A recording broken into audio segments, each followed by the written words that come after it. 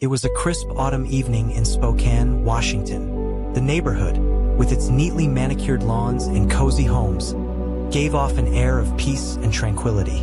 Birds chirped softly in the distance, their melodies blending with the light rustling of leaves in the cool breeze. The fading light of the day cast a warm glow across the streets, bathing the neighborhood in an almost idyllic aura. Families were gathered, enjoying their evening meals and unwinding from the day's work. On the surface, everything appeared to be as it should be. A quiet, safe place where no one would ever suspect the darkness lurking beneath. In the Yates household, a sense of routine settled in as Robert Lee Yates, a U.S. Army veteran, sat down for dinner with his wife, Linda, and their children. Their home, like many others in the area, was filled with the scent of home-cooked food and the sounds of everyday conversation. The kids were laughing about something silly they had seen on TV, while Linda and Robert exchanged stories about their day. It seemed like just another normal evening, the kind of moment one would never want to end. But as the laughter echoed through the house, there was an undeniable tension in the air, a tension that would only grow more intense with time. Robert Yates, the man sitting at the dinner table with his family, was not the man he appeared to be. Beneath his calm exterior, there was something far darker, a side of him that would soon erupt with devastating consequences. Unbeknownst to anyone in the neighborhood, Robert Lee Yates was harboring a terrible secret.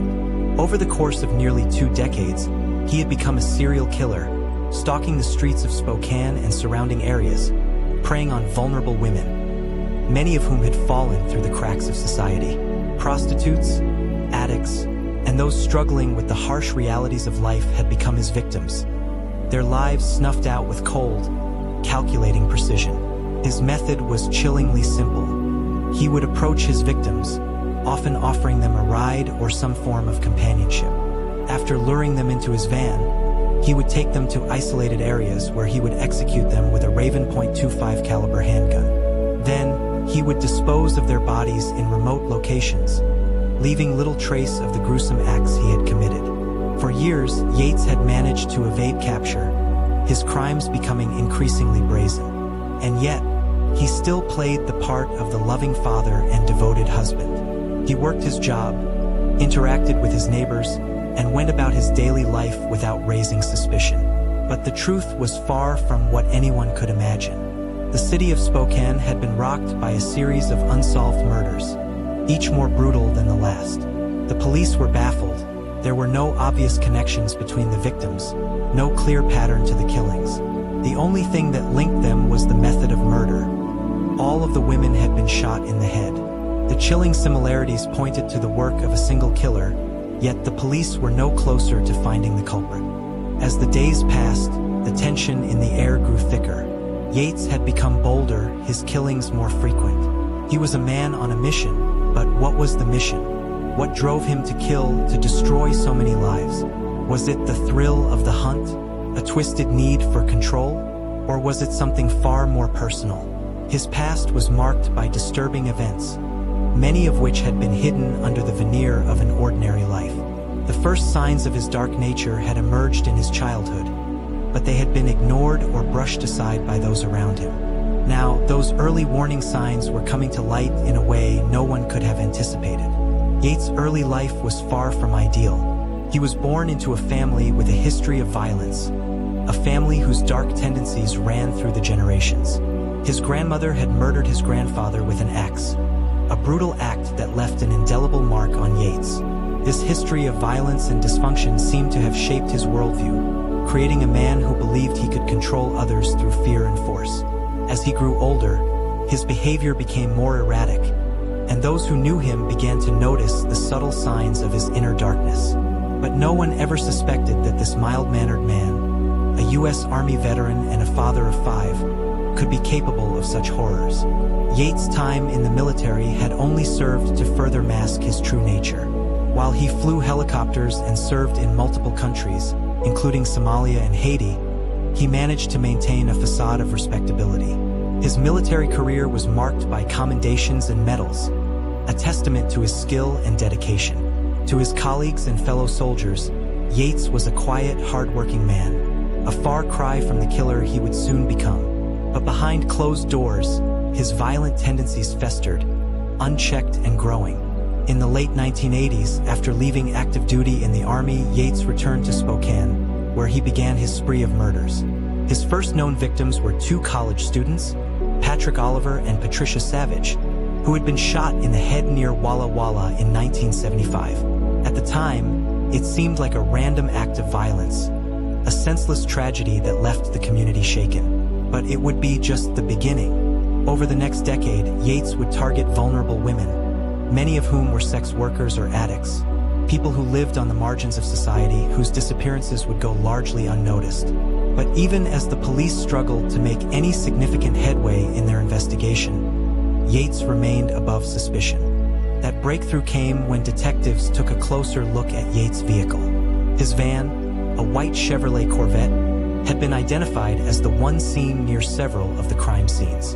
It was the same vehicle that witnesses had described seeing when some of the victims were last seen alive. At first, Yates had managed to slip through the cracks, but now the detectives had a smoking gun, a connection that could tie him to the murders.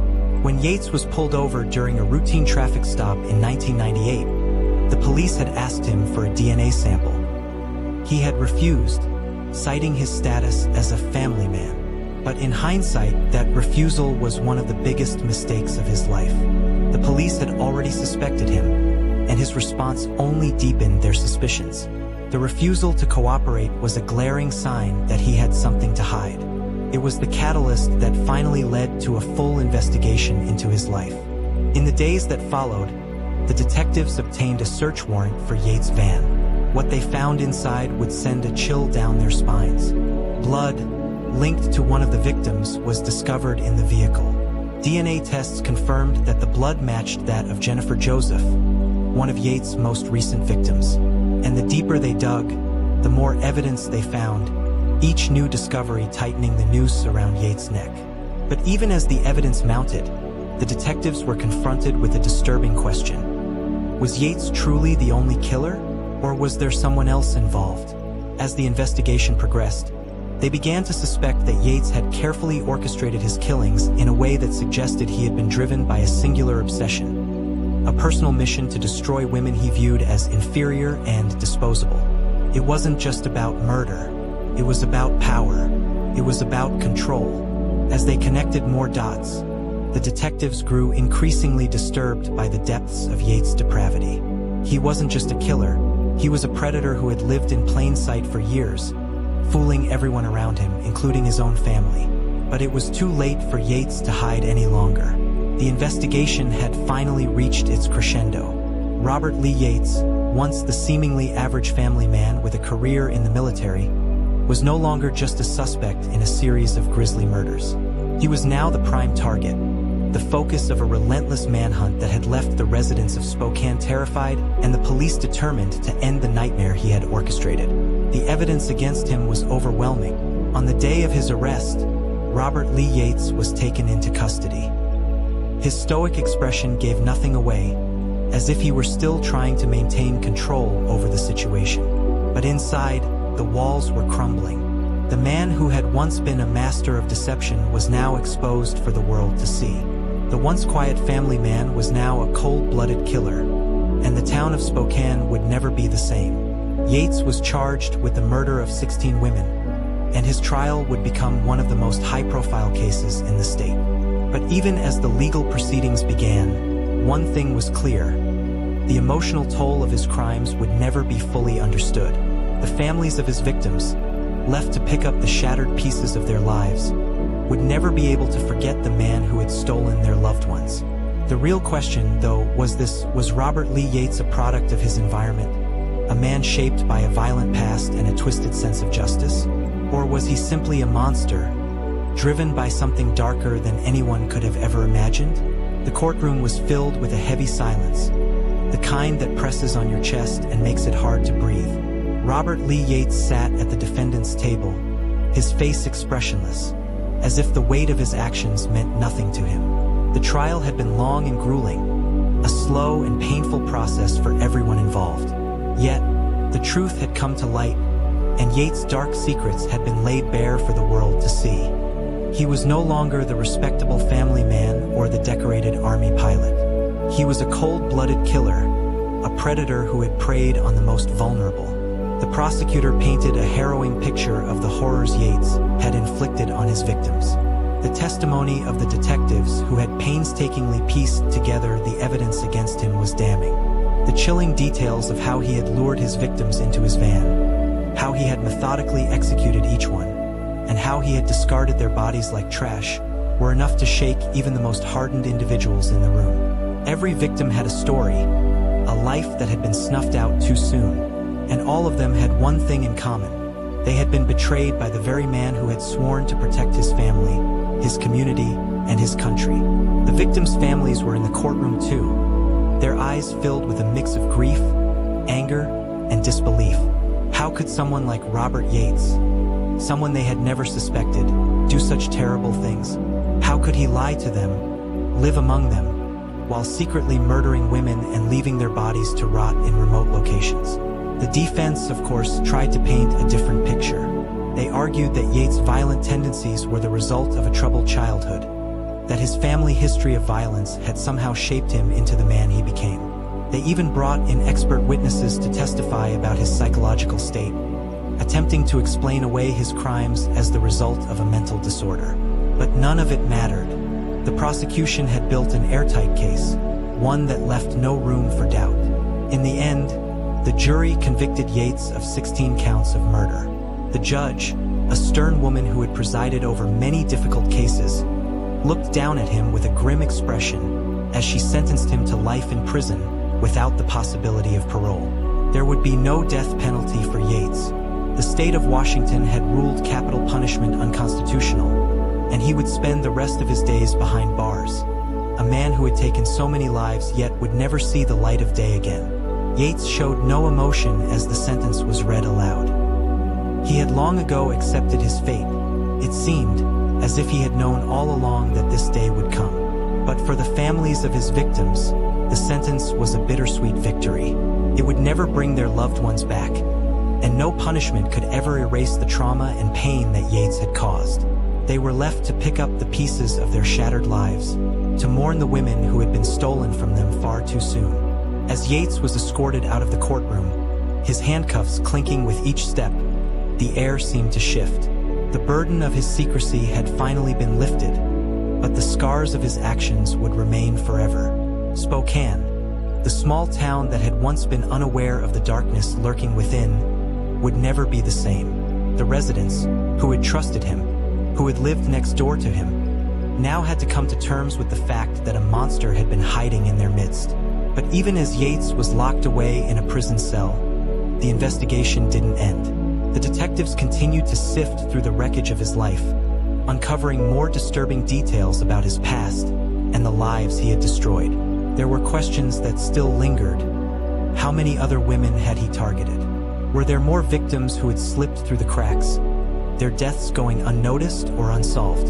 The truth, it seemed, was far more complicated than anyone could have imagined. Yates' story, however, was not just about his crimes. It was about the devastating impact of those crimes on his surviving family members. Linda Yates, his wife, was left to process the horror of discovering that the man she had been married to for so many years had been a murderer. She, too, had been deceived by the facade he had so carefully constructed. The impact on his children, especially his 5 kids who had grown up believing in their father's goodness, was unimaginable. How could they ever reconcile the man they thought they knew with the monstrous killer he had become? In the years that followed, Robert Lee Yates would fade into the background of history, a man who became infamous for his brutal killings, his deceptive life, and the twisted mind behind the grocery bag murders. His name became synonymous with one of the most chilling cases of serial murder in U.S. history.